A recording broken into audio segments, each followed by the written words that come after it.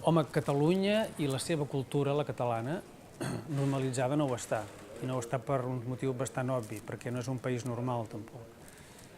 I que no hauria de ser.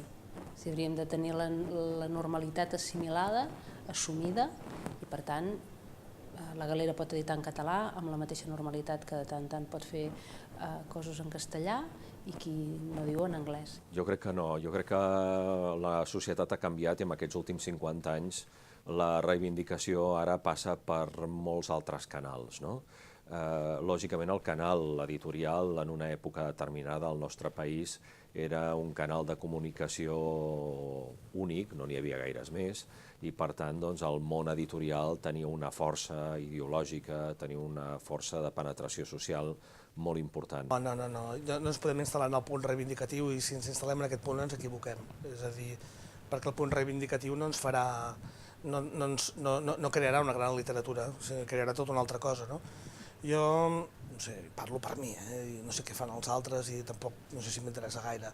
És a dir, jo escric en català perquè és la meva llengua i aquest és l'únic argument que tinc per escriure en català. Nosaltres sempre tenim un punt reivindicatiu, perquè sempre, vull dir, Catalunya, sempre tot el que fem té un punt de reivindicació perquè tot ens és especialment més difícil, perquè hi ha ganes, diguem-ne, de no donar-nos facilitats, com a mínim. De vegades ganes d'ofegar-nos i altres vegades ganes de no donar-nos facilitats. Jo estic una mica amb el que diu el Mascarell, que és a dir, o serem internacionals o no serem.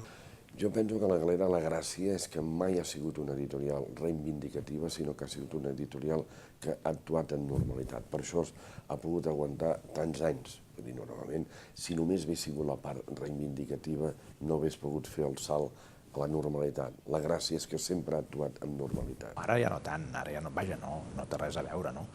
Quan va néixer la Galera estàvem a l'època del Nodo. I el Nodo era el Nodo, i el Franco i la dictadura eren el que eren. I la persecució del català era total i evident.